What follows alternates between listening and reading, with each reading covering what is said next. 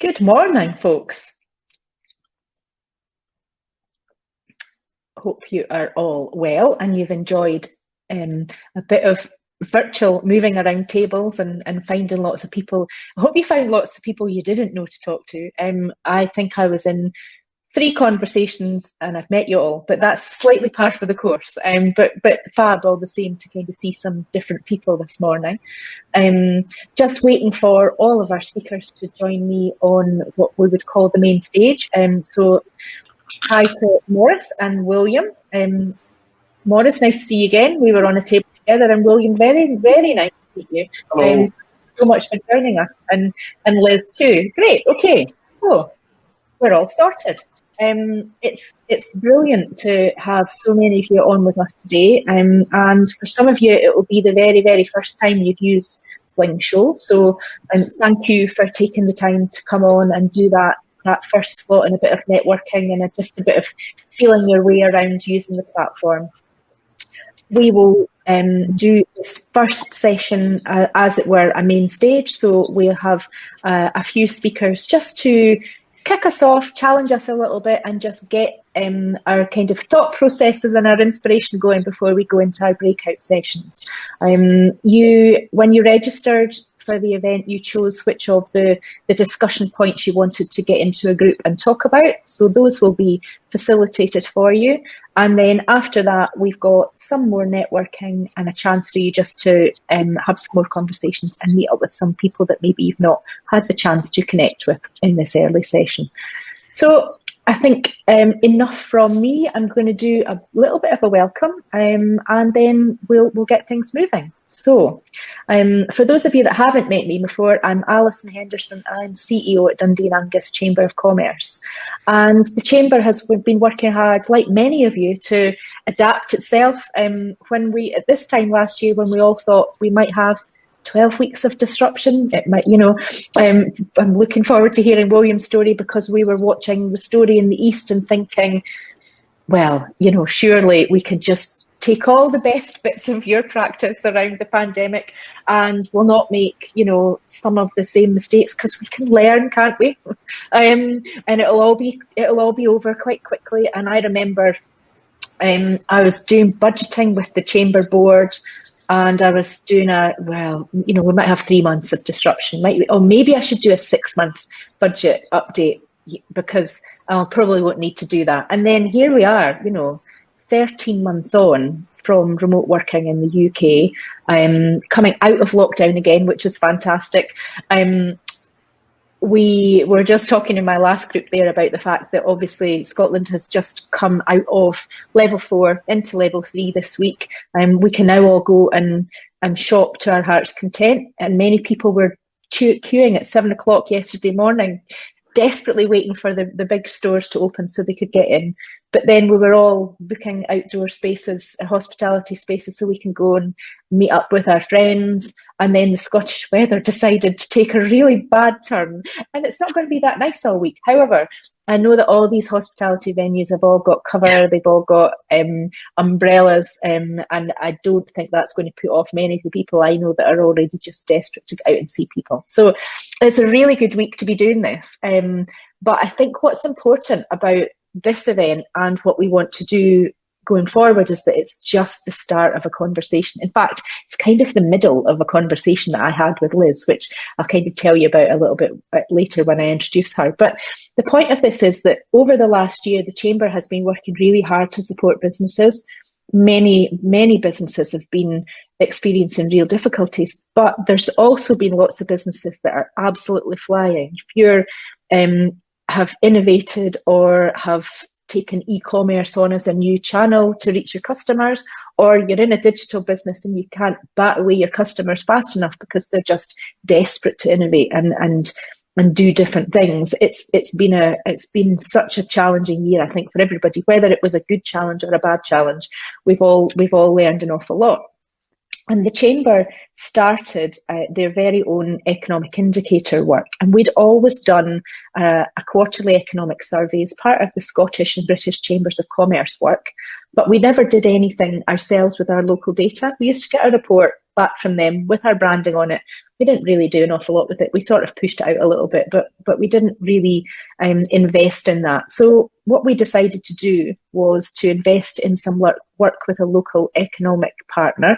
Angus Economics are just brilliant, and Shona Dobby has been fantastic in looking at our local data that we collect every quarter and actually helping us look at the local trends, produce a report. We do a live event around that, and it's super interesting. We also launched a business sentiment index as part of that work, and that again has helped us get a sense of how businesses were feeling. It helped businesses tell us how they felt about the past quarter just gone, what they feel is going to happen with their business in the future quarter. And we launched that very first business sentiment index in the UK as part of a chamber-led initiative, which has been brilliant. And my last report, when I wrote the kind of opening summary to that, talked about how resilient the people were and organisations were being. It's really quite inspiring, and there was a real sense of positivity the last time we produced this report. And I think that's, we're now in another cycle of that with easing of restrictions. There's a huge amount of positivity kicking around Scotland at the moment. But many businesses are now on a cusp of going, okay, well, this is how I've been operating, and this is how I've told them to be able to operate. Now I'm coming out of it. Do we need flexible working policies? What do our workforce want? What does my business need? How do I keep up with the pace of change? Because we all know that we'll never go back to the way we operated in February 2020. And the Chamber Network has been pushing the government very hard on getting the right support for recovery. It's definitely needed that we must have a pro-growth agenda, and it's with the right levels of business support, because businesses do, and the economy needs swift recovery. That's absolutely critical. And of course, we're in the middle of an election cycle at the moment, so every party is talking about, their plans for recovery and their plans for reskilling, supporting different sectors, and making sure that the economy recovers, whatever shape that kind of looks like. So I think it's a very good time for us to be having this event, and I'm absolutely delighted that we could do this in partnership with the university. I've had the privilege to have been asked to support the Business Schools Advisory Council and get involved with that, and that's really opened my eyes, because I thought I knew a lot about what the university did with business and what the business school does, but that's just not the case at all. So I'm on a bit of a journey with them, and I'm having met Maurice as part of that work. I was really delighted to get involved with them and tell them more about the work that we did, but also get them involved in this event with us. So if I could just introduce Maurice to you. So Maurice is the Dean of the Business School, and he's going to tell you a little bit more about what the university does and why they're involved in this event today. So Maurice, over to you.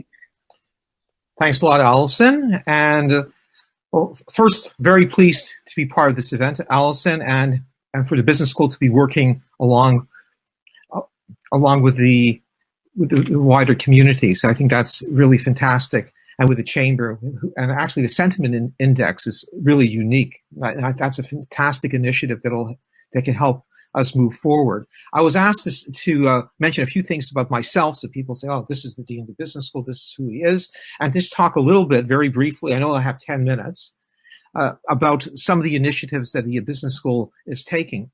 So first of all, of course, the business school, we hope that this is one of many initiatives that we can be doing together and working with the chamber on, because it's quite important. And I'll just mention a few things about myself. I arrived in Dundee January 2020, so fairly recently, and I came here from the University of Newcastle in Australia, where I was Dean of the Business School over there. But I'm originally from Canada, as you can tell, no Scottish and no Australian accent, and I was also held in a senior position in New Zealand. And I also have no Kiwi accent either.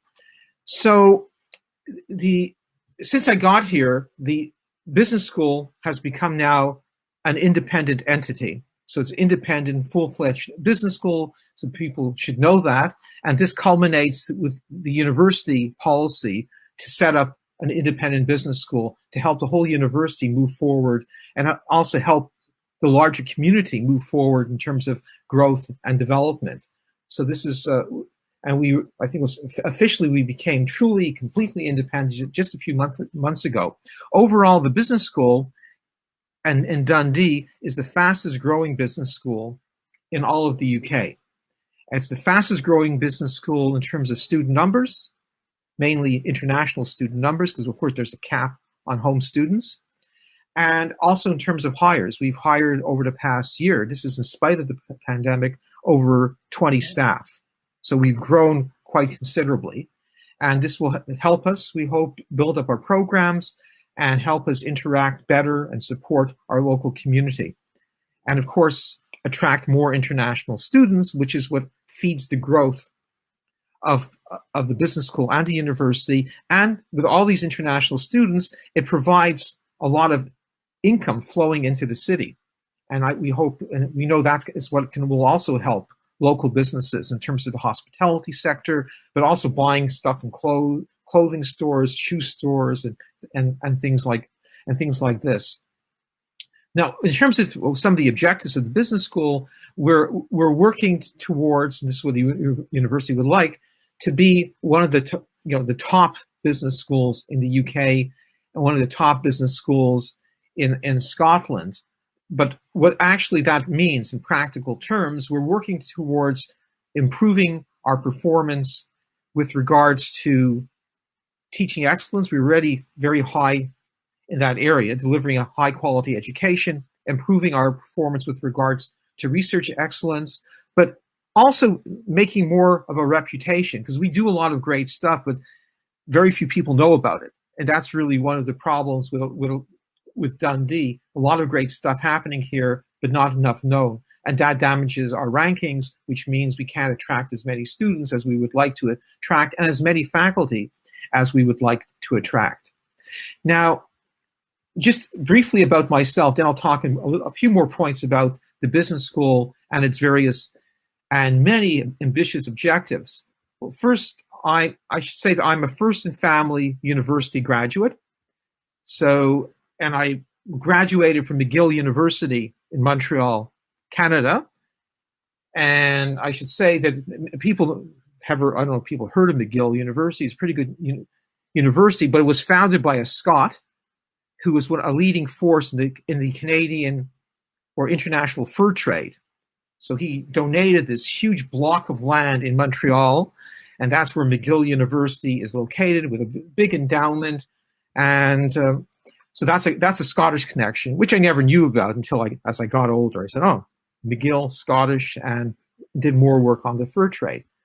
And there's a very strong connection actually between the commercial entrepreneurial Scottish population with a long heritage in Montreal and Scotland, of course. Now, my first language, I'm a son of immigrants who survived the Holocaust during World War II. My first language is not English, and as a member of an ethnic minority, I know what it means to be, in some ways, an outsider. It was illegal for me to go to French schools. You had all sorts of weird legislation in Quebec. Things have changed. So so I come from an interesting background. And I was raised in Montreal, spent my youth in Montreal. And I don't know if people know much about ice hockey. Montreal's the home of the world famous Montreal Canadiens, or Les Canadiens, as they're known in French. That's what I used to watch with my father, watching TV. My mother she passed away, was a dressmaker, and I used to help her lay patterns on the floor in our basement in Montreal. My father was a skilled laborer, and he established a small factory in Montreal late in his life, and I became his bookkeeper and accountant when I was 14 years of age, and I became an expert leather cutter. And now he paid me by piecework, so paid like everybody else. So that was an interesting experience in business before I moved on to university, which my parents wanted me to do. So at McGill, I graduated with my PhD in 1984, so that's decades ago. And one of my first jobs in Canada was at the University of Ottawa, where I taught economics in French, so because it's a bilingual university. So that was also an interesting experience. But anyway, in my career, spending now many decades, I also visited was a visiting professor in many universities, which included Cambridge and Stirling. And my daughter then was, I don't know, about 13. She loved Stirling, and we visited Edinburgh, which she thought was a little bit creepy. She had all these high streets, and I was reading Ian Rankin, so she thought she was going to be killed by somebody if she walked down one of those streets. But we fell in love with Stirling and with Scotland, and now we're here. So let me mention a few things, enough about me, a few things about the business school in more detail. For me, as an economist and as an academic and as a dean, a critical mission of a business school should be to improve the well-being of its local population and learn from that and feed those learnings to our international student community. It's just not about business academics. It's about improving the well-being of our population through their world of work, through growing our businesses and developing our economy.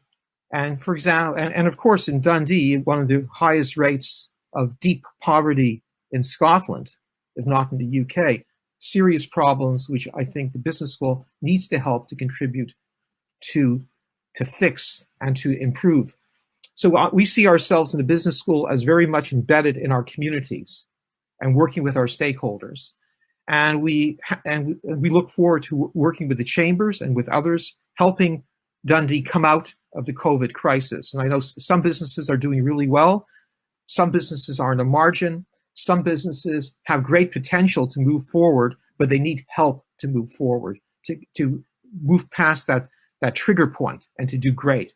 And so that's, in part, that's what we're here for. And in this meeting and in other meetings, what we're looking is not to tell people, well, give me, what can you give me? To the business school is really, what can we do for our community in terms of our programs, our modules, and our research? Is there something we can do better for our community? So that's a question that we ask to everyone.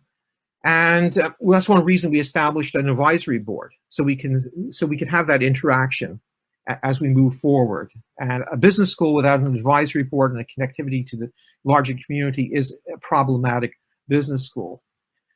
And we also look for collaborators on research with regards to what's called knowledge exchange. There might be collaborative research, there might be ideas that we might get from working with the community as we move forward, and things like that. And the other thing which we're developing in the business school is what's called micro-credentialing, which is flexible learning, where the UK and Scotland, of course, is well behind Australia, for example. And micro-credentialing simply means that individuals could take modules without registering in a program. It's just take a module that's of interest that could help upskill and move from there. There are different ways of doing it, but we're talking with our advisory board how best to launch. So flexible learning. Flexible module delivery is very, very important as we move forward in the business school. We are also developed very quickly cloud hybrid delivery using digital technology, both face-to-face live on the cloud or asynchronous on the cloud. And this will also contribute to flexible learning. And that's, of course, important not only to our community here, but also internationally. We also developed a top-up MBA. For a whole bunch of reasons, the University of Dundee's Business School has not had an MBA. So we developed a top-up MBA so people can top up a degree which they have into an MBA. And this is rather unique. We first launched it. We're launching it first internationally, but we're reconfiguring it so that anyone can apply anywhere in the world to get a top-up MBA, including, of course, in Dundee. We also help to expand our internships at the undergraduate level and postgraduate level. So here we're working with the community. So this is what we're asking of our community, but I think interns can also help the business community in terms of dealing with various types of projects and challenges that they have. So I think this would be a win-win situation for both the business school and for the larger community. And we also hope to contribute to various networking events with the chamber, networking events which will also help the city get out of COVID and further develop and to grow. And just final 2 points, I want everyone to know that we're being fast-tracked towards the application for international accreditation for business schools for the AACSB, which is the top in the world. And that should be really great for the business school and for the city. And of course, if you don't know it, a lot of our disciplines hold many international and local and regional and national accreditations, especially in our finance group and our accounting group. And that's it for me, and looking forward to the rest of the event. Thanks a lot, Allison. Maurice, thank you so much. That was really fascinating. Just brilliant to kind of hear more about what led you into Dundee and your hopes and dreams and aspirations for the business school. And I very much look forward to again being involved with you along the way. Thank you so much to the university for partnering with us in the event. It's definitely the kinds of thing that we want to do and do much more with you. Thank you. So our next speaker is a lady that I met. She came along, spoke to a Scottish Chambers of Commerce Chief Executives group, and really inspired me actually, but she really did make me think too. So hence our reason for asking her along today. Maybe someone, so I hope you don't mind me saying this, Liz, who maybe a lot of us might not have come across before. So, you know, doing a fascinating job in a fascinating area, and perhaps we would never, if it hadn't been for our paths crossing, I don't think we would ever have had any reason to know what you did or get you along. So it's brilliant. I love that kind of serendipity. Anyway, Liz Ditchburn is Director General for the Economy from the Scottish Government. So she is going to come and just talk to us a little bit about what goes on with her and challenge us as we move into our different conversations. So Liz, over to you. Thanks very much, Alison. And it's great to be here. And you've invited me to kind of come and offer some challenge to the business community as represented by the chambers. And of course, normally I meet business organisations every week, and to be honest, there's a lot of challenge to government, rightly so. But I spend a lot of time in that conversation, in the challenge conversation, with businesses challenging government around how we operate, what we do, what we don't do. The pace with which we do things, a whole range of challenges, and it's really nice to be able to come and offer reflections and potentially some challenge to businesses as well. So this is part of very much of a two-way dialogue, and I'm delighted to be here today, and hopefully, so I'll say a few things, but also we'll join one of the groups as well, and keen to hear your debates. So I suppose, Alison, you sort of you asked me, you know, kind of what would I say to businesses from the perspective that I sit in, and I suppose everybody, you know, we're all processing what the pandemic has meant for us, what it means in the future, and that just is the conversation that we're all in, and even just chatting on the tables in the networking bit beforehand, you know, it is the topic, isn't it? And I suppose the biggest thing that my personal reflection, but I think it feels like it's the reflection of so many people, is what we've been able to achieve, the innovation that organisations and very much businesses, but also any organisation has had to fast track itself through a series of innovations in the context of the last year that would have seemed unthinkable.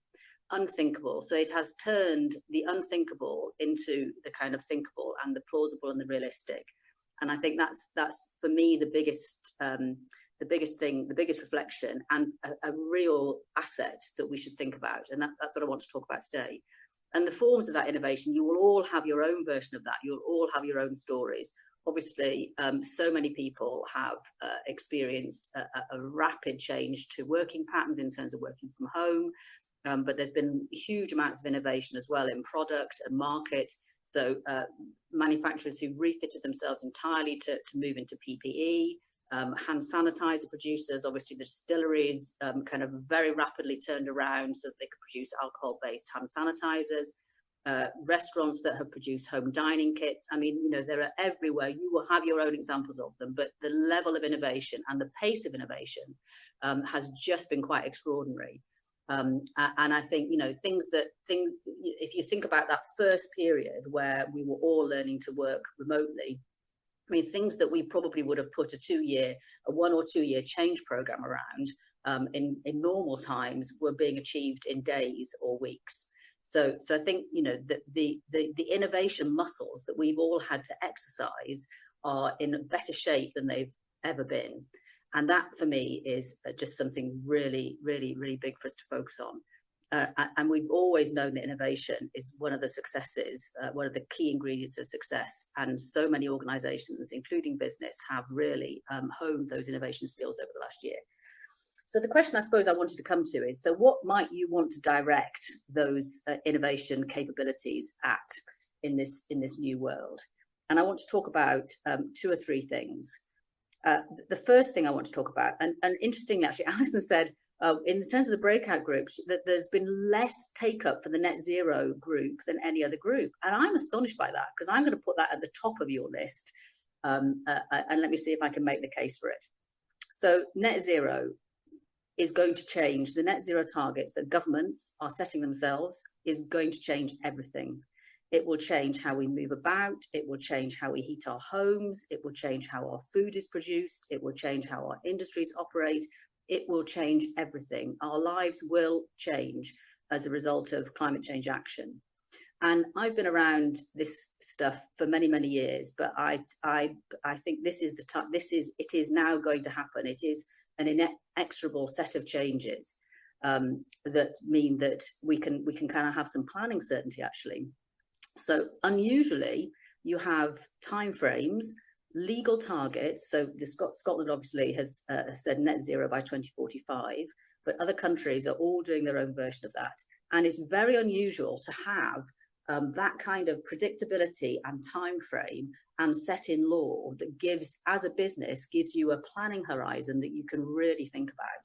Now, obviously, there's lots of kind of options about how those timeframes will play out, but fundamentally, you have a legal backing, a policy environment that will change regulation, that will change a number of things, and you've got a level of certainty in that which is unusual.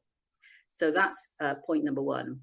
Point number 2 is that you have a really powerful combination of what is going to be legal and regulatory changes all over the world, and consumer change as well. So consumers are driving this set of changes as much as the legal and the regulatory frameworks. And those 2 things, the combination of those 2 things is extremely powerful. Another thing, you know, just to again, sort of what are the things that you can look out for that says this is serious and this is coming? Financial markets, major brands. You know, you start to see major brands now making their own net zero commitments. You're seeing you know, Mark Carney and global financial systems talking a lot about risk. So climate change is absolutely on the financial market risk registers. So there's just lots and lots of things that tell you that this is serious and this is coming. And a final thing is that this is not just about what happens in Scotland. This is global. So the markets that will be produced on the back of, that will change on the back of net zero, are global opportunities. The technologies, the products, the services that are going to be needed these are global markets. So you can start in Scotland, but there's global potential. So I think net zero is absolutely going to change everything, and it's going to offer huge opportunity in terms of new demands for products, services, technologies, and it's also going to change the way all businesses have to operate, and that will require people to look at the whole value chains. So I think net zero is absolutely coming, and it's a massive opportunity and a massive imperative for change, and one which has an unusual level of planning certainty that you can think about in terms of business planning. There are a couple of related things that interrelated and that sit in the same kind of category, I think, of big global trends that we're going to have to respond to. So net zero is probably the biggest one, which is most clearly established. The circular economy is another thing I think it's really worth thinking about. Finite resources, commodities are going to drive greater reuse of inputs. You know, the whole kind of concept of recycling materials within systems, I think is just going to go up and up and up. You see that in terms of repairability, longevity, things that we've taken for granted that you could kind of build product with built-in obsolescence, you know, and that is changing now. I think this is a slower burn than net zero in the sense that it's a little less certain, it's a little more incipient rather than absolutely established. But again, symptoms you might want to think about that might tell you that something's going on. When you start to see TV shows about repair burgeoning, that tells you that something's going on in terms of consumer behavior and how things are, and people's attitudes towards longevity and repairability. When you see recently, just anecdotally noticed, huge rise in compostable packaging. So people who are getting magazines delivered, you know, the number of brands that you'll see moving over to potato or starch-based, plant-based products that are compostable. Again, you're seeing change at a scale, which tells you that something really serious is going on. This is no longer niche stuff. This is going to become increasingly mainstream, increasingly big opportunities, big markets, and demands from consumers of change of business practice.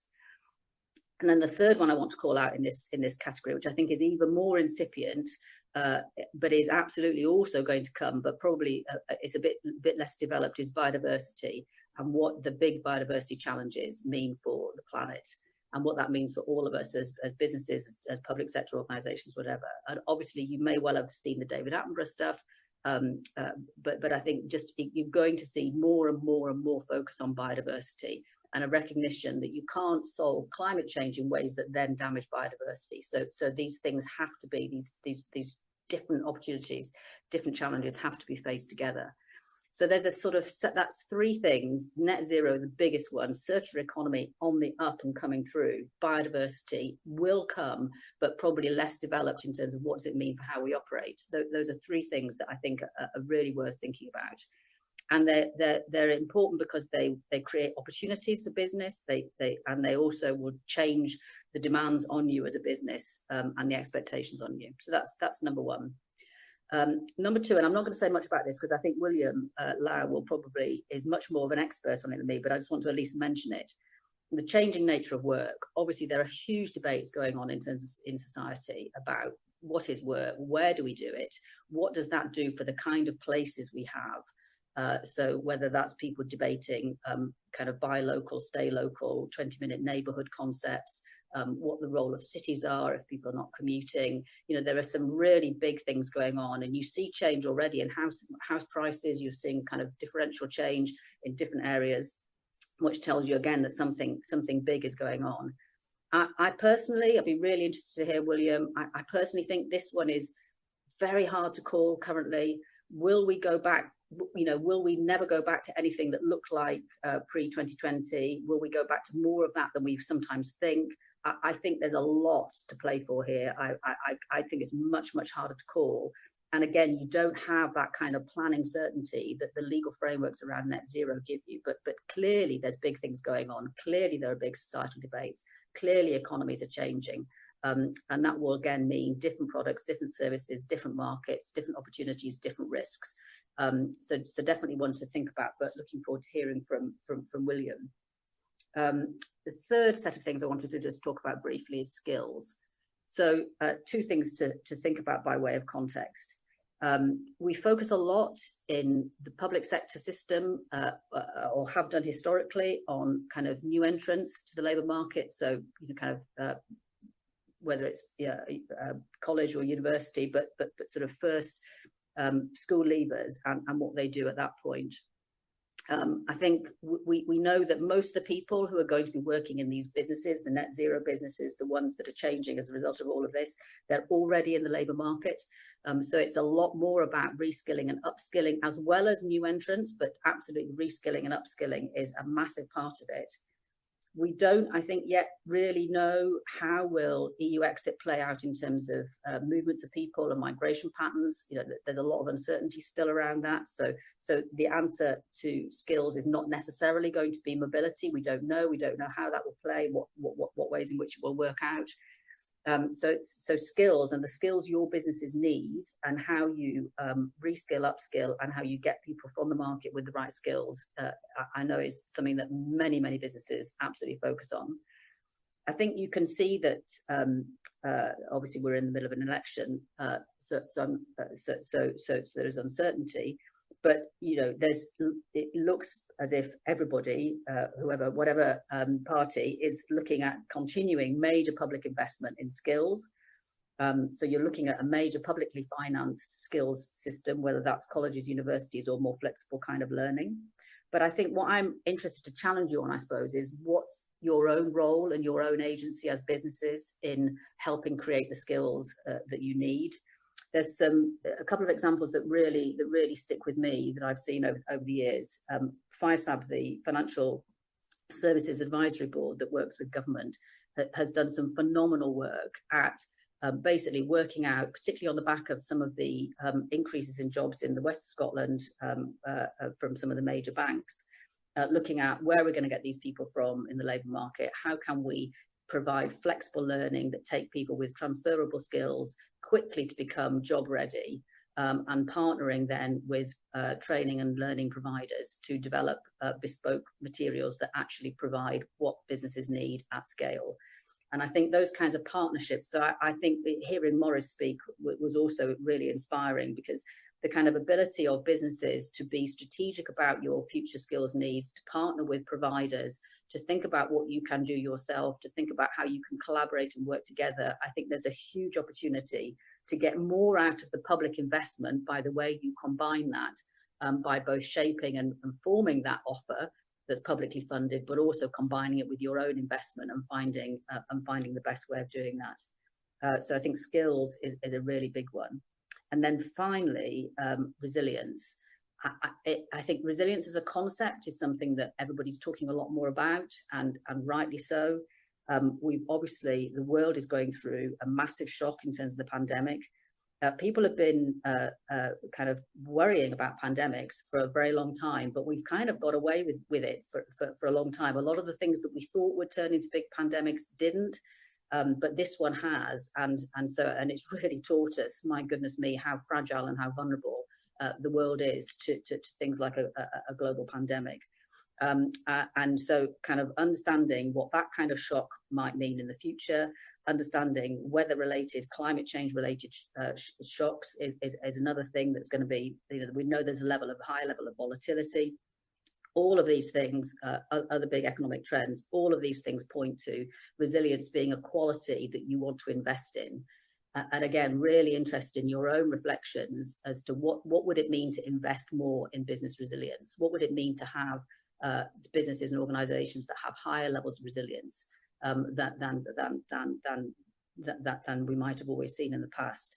And again, businesses that have done well have often been those that have had that higher level of starting point of resilience. So really interesting what that means. So I'm going to stop. Final thoughts. All of these big trends and changes are for everyone. I think they're no longer niche. They create opportunities for businesses because they demand new markets, new products, new services, and they also mean that how everybody operates, business, household, government, public sector, private sector, everything will need to change over the course of the next 10, 20, 30 years. So even if you don't want to be part of those opportunities, you are still going to need to change and change in ways that respond to legal changes, planning, policy and regulation, but also consumer and behaviour change. So this is really for everyone.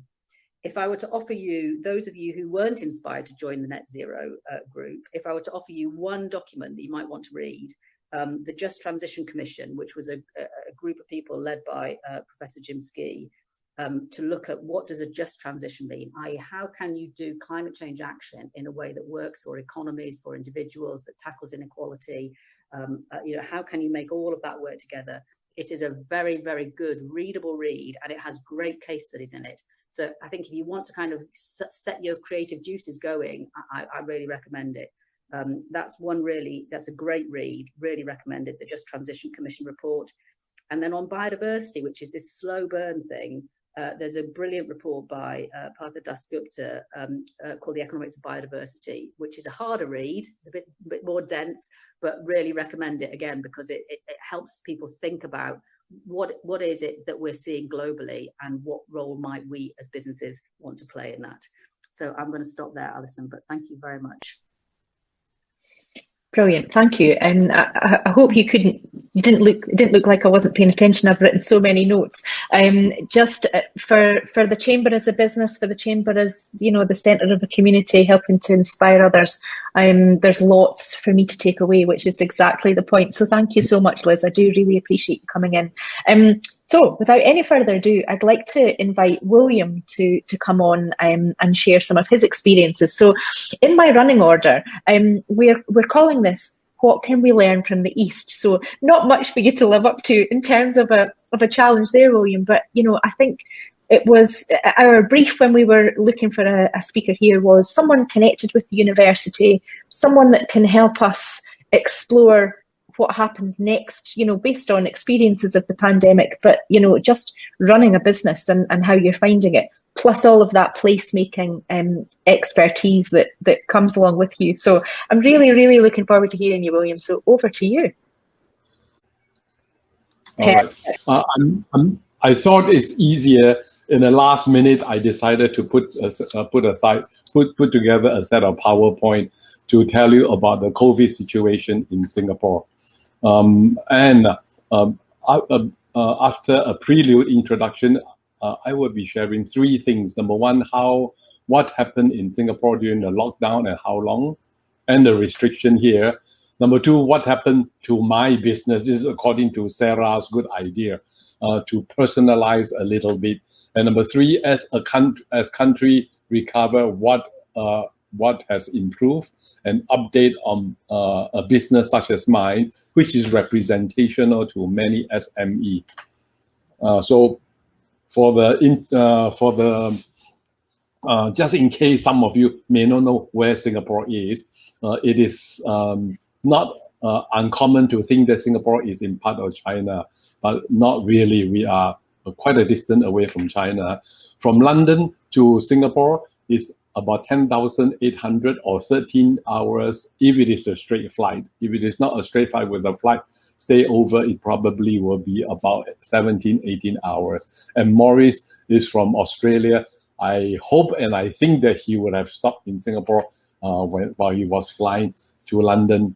So Singapore on the Southeast Asia map shows that we are 1 degree north of the equator, very, very warm all year round. And this is a map of Singapore that looks like a diamond. We have altogether 5 regions: central at the bottom, where the port comes in, north, northeast, west, and east region. East region is where our main international airport hub is. Demographics, population, we were once a British colony before, and thank you, Britain for bringing so much goodness to Singapore and helping us to build a foundation in history.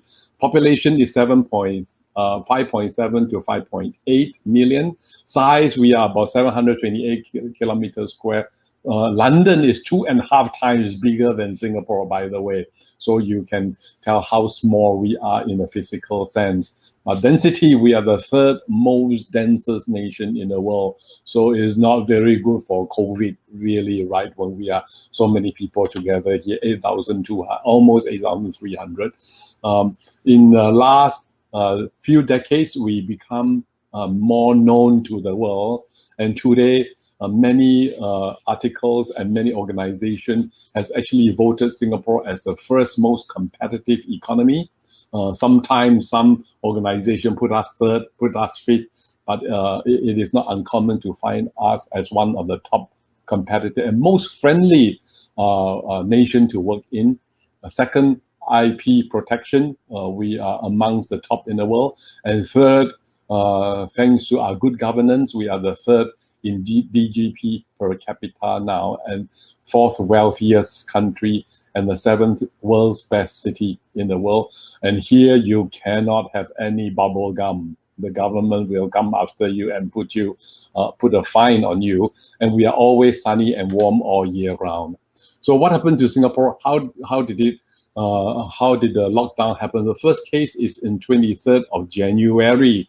That is primarily imported from overseas, and then because Singapore is a very, very permeable society, we have about 58 million people, many times our population of people traveling through Singapore Airport.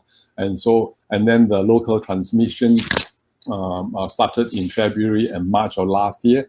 And immediately our government bounced into a committee, multi-ministerial committee. And the first, we call it circuit break, is our lockdown. It started for 1 month in early April. Just before that, I was flying to Kuala Lumpur.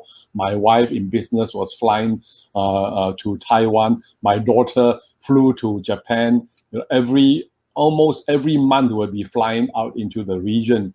But after that, we completely stopped all travel altogether. It was very, very different, and feeling is something surreal. Complete lockdown, and I must say, as a Singaporean, as a nation as a whole, we have learned to be pretty obedient. Nobody questioned the government. Through the television and publicity, we realized the severity. Everybody just immediately grounded and stay at home. Only essentials are open: supermarket, wet market, and food. No restaurants are open. They're only takeaway. First hit, Singapore is tourism is number one in Singapore. We have millions of people traveling. It's abhorring to see how airline cancellation flight one come after another. It's like a Hollywood movie. Tourism, big hotels shut their doors and completely goes blank and black for almost 1 year. There is no operation. Entertainment, convention, religious buildings are all completely empty. Everybody stay at home. Second hit is the building construction industry. Everybody stop. All the projects are all have to stop, and all the foreign workers also are not able. We have a large population, almost 350,000 of foreign workers here, and everybody stopped work.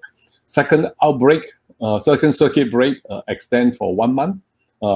Very slight relaxation. It was a unique experience. This is something that Singapore will be remembered for a long time, and also to the world too. Perhaps is something that Singapore did not manage well in this exercise. Is we have two kinds of density. Remember earlier slide that Singapore is a high density city, and yet in the high density there are two different way of between the general community of over 5 million people versus about 350,000 domestic workers. So a typical scene, this is a government housing, council housing of the Britain, and yet we call it HDB, the higher grade of HDB in Punggol. Government has provided a massive percentage, 83% of us live in HDB public housing, and we have gone leaps and bounds based on the Ebenezer Howard, the British concept of garden city has bring us into high-rise, high-living but garden city. Very comfortable living, a lot of spaces, provision for people. Young people even have play area in the room, and look below, we take care of our cats very well. So this is on the community general. Everybody is enjoying this kind of lifestyle. Within one generation, we get lifted out of poverty. In the past, when I was a youngster, there were a lot of poverty in Singapore. Today, because of massive education system, many of us are lifted out of poverty. Yet, we have these domestic workers, mainly from India and Pakistan, and also Myanmar, in a Southeast Asian country. They come here, they are the hands, and that builds our glitzy and the modern building. But yet we did not take care of them well. It became of a public shame for us that they are in overcrowded situation. They are housed in extremely dense populated and dormitories. And then the infection just went rampant. Many of them are infected, but government took quick action. You can see the slides on the right top corner is our exposition. The World Exposition in Changi Business Park is turned into a temporary isolation center. and then the robotics would bring food to them. We bounce into action, the government, very quickly. This was the beginning of the happening of the COVID. Looks like there are two different worlds apart. These are, the red line is all the domestic, foreign migrant worker. Lots of infection, while the general public and community stays low. So this pattern, there's a big disparity. From that, 350,000 of them live in dormitory, very crowded and very cramped situation. About 15.7 times more dense than the earlier slides of the beautiful interiors with people taking care of the cats. So the infection was so great that we ran out of facilities, and we turned some of those cruise ship and hotels for these migrant workers who are infected to stay in a very pragmatic thing to do. Singapore, we are known for being very pragmatic.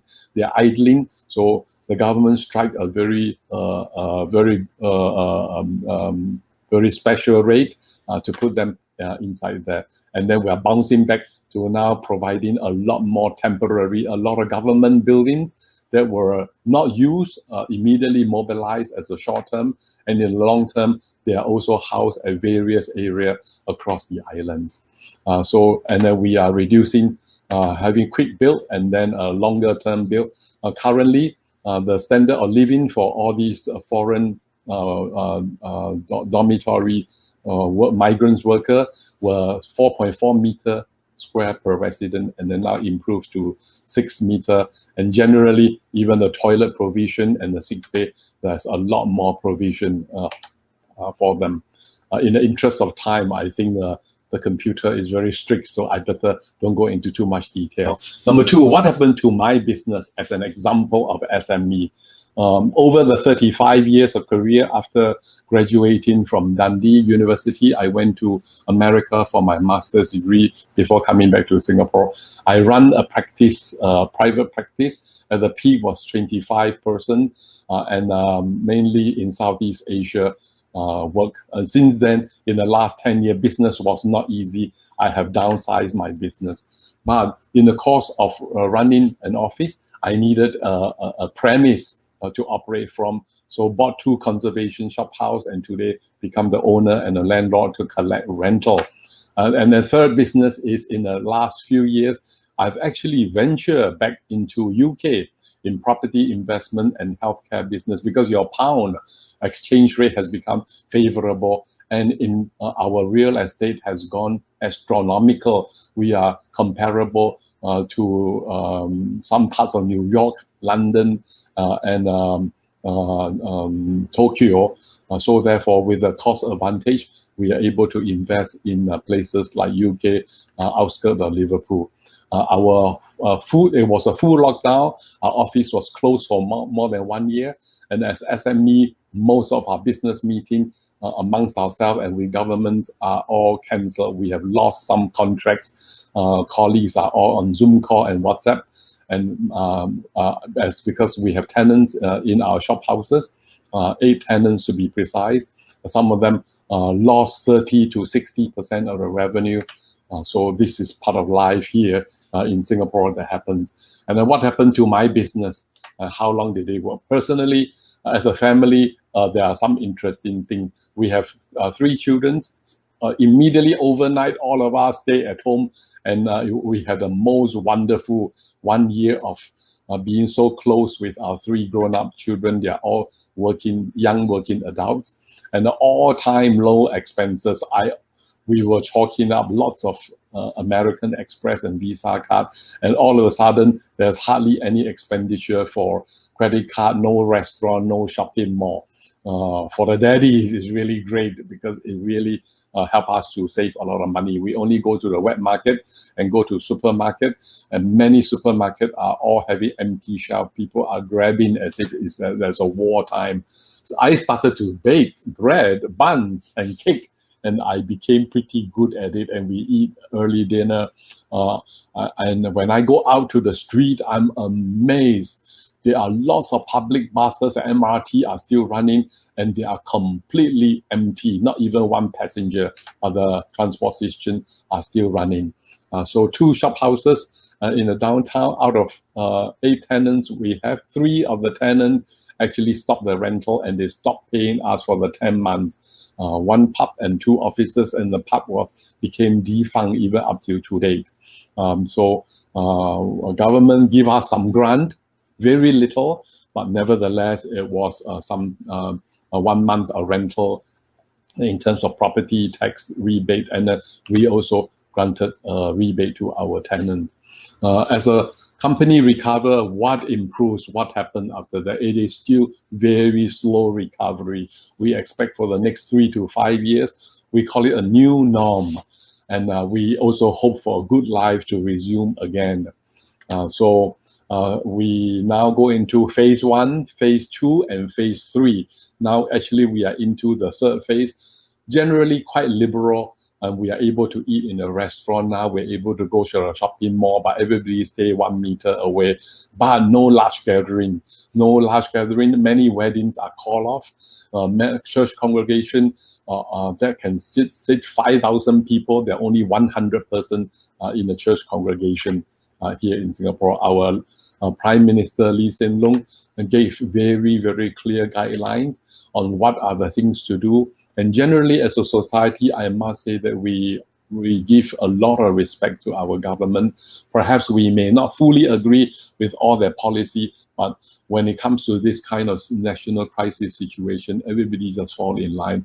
It's so heartwarming. When I go to the shopping mall, I see a lot of young people diligently helping people, and diligently government give out sanitizer, give out masks, and we all line up in a beeline, very orderly beeline. Update on my business. Again, this is only as an example of an SME.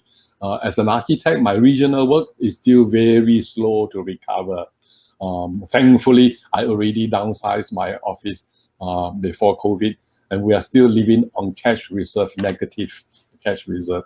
And thankfully, because of our 2 shop houses in downtown, we have 8 tenants. But since then, we have found new tenants, and we are happy to say this is, can you see our A Alliance architects with the chairs, which is a mini mart. And next door was a pub. And then today, just opened last week, a new restaurant came in.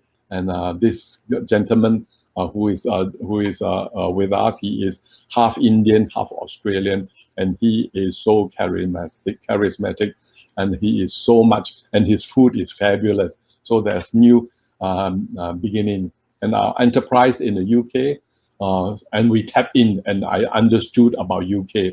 In UK, your government is much quicker and easier and helpful to us. We get a few times COVID grant, while in Singapore, the government is much more sluggish and much lesser in extending loans and grants. Property, we managed to refurbish and just completed. This is in St. Helens, a 21-bed healthcare center. I ventured into this property investment as well as these are my staff, the 3 staff.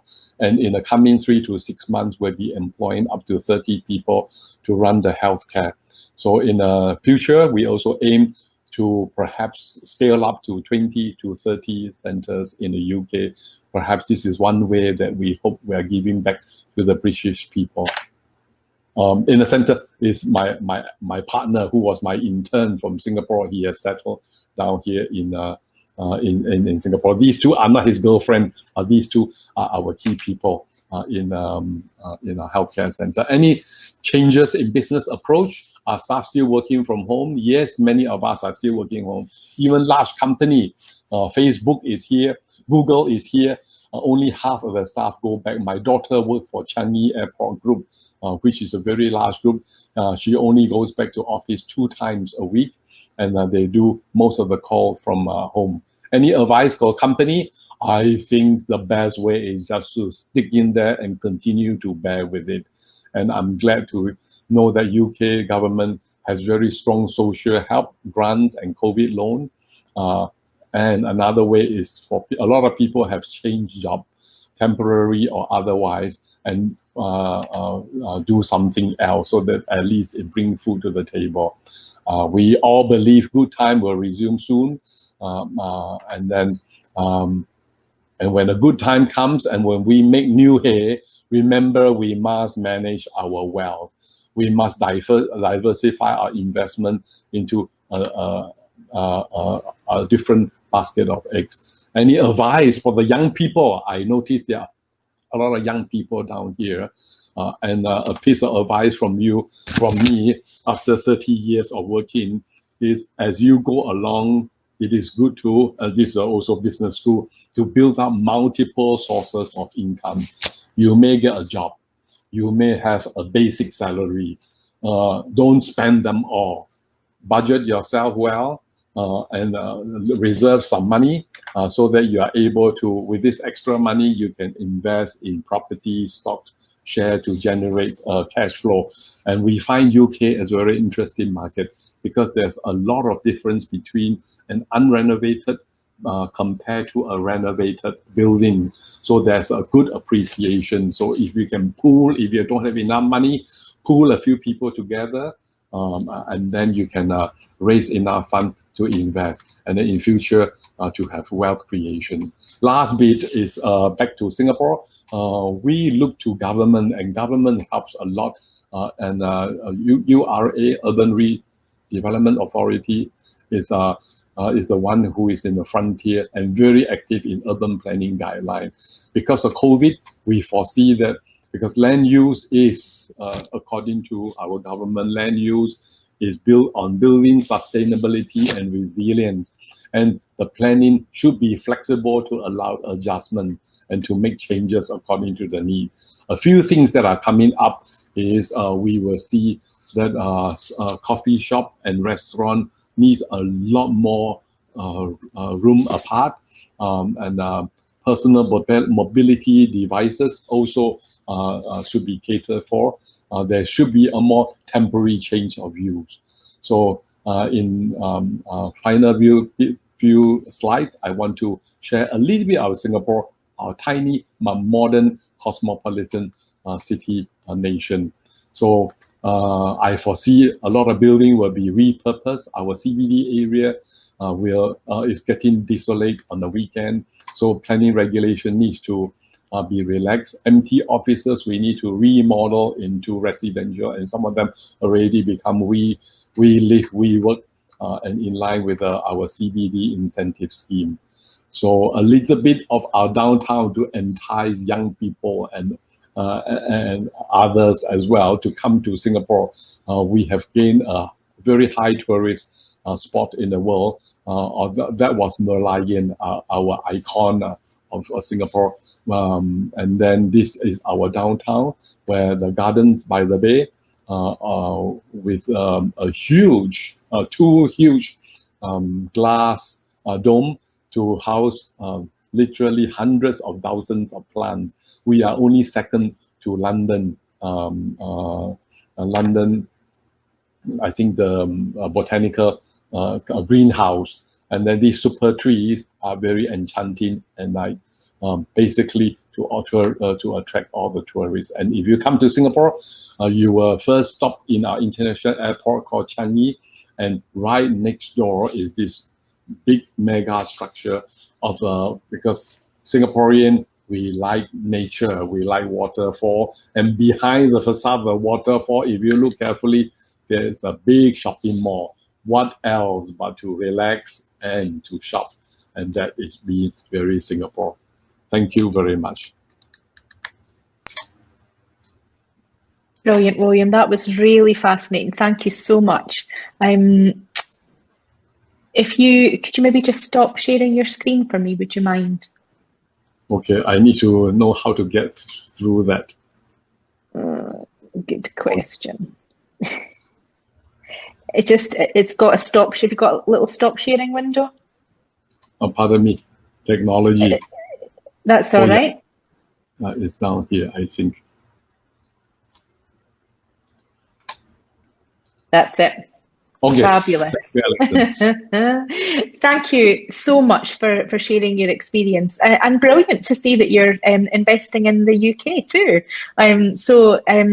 You know, back full circle, I guess. But Singapore is a beautiful country, and I think there is a lot that we can learn from each other's cultures, which is fascinating. So thank you very much for that.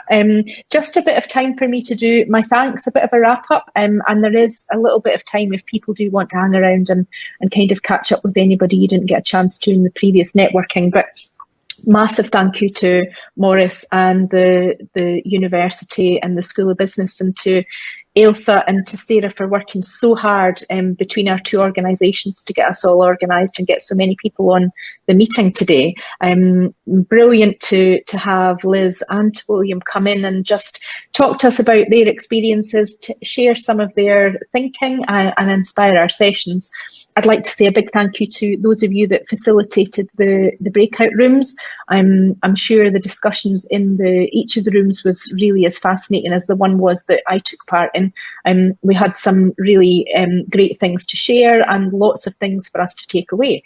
So what happens next? Well, we will take all the findings from the breakout rooms and we will write a report and a paper that Maurice is going to come to the Chamber AGM and share with you. So there will be more hitting your inboxes about that in due course. But not just that, I would really like to see the Chamber and the University and others around just continuing all these conversations. It's obvious how passionate people feel about each of these pieces, and how, you know, we've got a real opportunity to make some changes. And this is the time for us to grasp that, I think. So huge thank you to you all for showing up, for taking part and taking such a chance to come into the breakout rooms and also, you know, use the networking session and just get involved. I just want to highlight that we've got a couple of other events this week. So if you're not already signed up for our Scottish Parliament elections hustings, that is taking place tomorrow, and that will see each of the parties that we've got local representatives for coming in and sharing their own thoughts about what they do to support business, and that might help you inform your voting next week. On Friday, we've got a session with a few of the other chambers locally, and it's about leadership and planning. So we're going to hear from a speaker who is going to tell us about strategic and operational lessons from the front line. So Brigadier Paul Harkness, MBE, is going to come in virtually and share his experiences, and we'll do some networking on Friday. So I think that's really all that I wanted to highlight. Huge thanks to you all for taking part, and if you're staying on for the networking, I'll see you there. If you've got elsewhere other things to do and places to be, then I hope you enjoy the rest of your Tuesday, the rest of your week, and I will catch you all again soon. Thank you so much. Thanks, folks. Cheers. Cheers, William.